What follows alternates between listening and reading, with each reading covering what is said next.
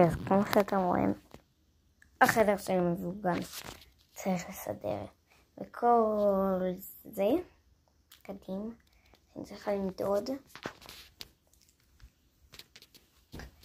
לחורף. יאללה, בואו נסדר. אוקיי, זה דבר ראשון.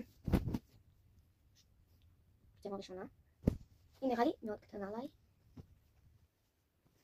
וזה מכנסיים. בנדל. אוקיי, אז מדדתי לא. בסדר, לגיסה. אוקיי, ודבר הבא, זה הפיג'מה הזאתי, היא נראה לי מאוד קטנה עליי. אוקיי, אז מדדתי, איך זה נראה עליי. אני יכולה עדיין להשתמש בזה, אבל חצי חורף, כי זה כאילו לא כזה גדול וגם לא כזה קטן, אז חצי חורף אני אשים את זה. אוקיי, עכשיו יש לנו את הפיג'מה הזאתי. אני מה זה אוהבת אותה ומקווה שהיא לא תהיה קטנה, כי אני מאוד אוהבת אותה.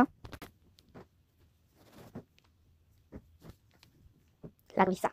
אוקיי, אז מדדתי זה מעולה. זאת הפיג'מה הבאה, וזאת נראה לי באמת קטנה עליי, כי זה מידה 9-10, ואני כבר בת 11. חגגתי ביום ראשון, אז זה, חגגתי 11. לגליסה. עכשיו וזה, הלוק זה לא קטן, אז זה גם לגליסה.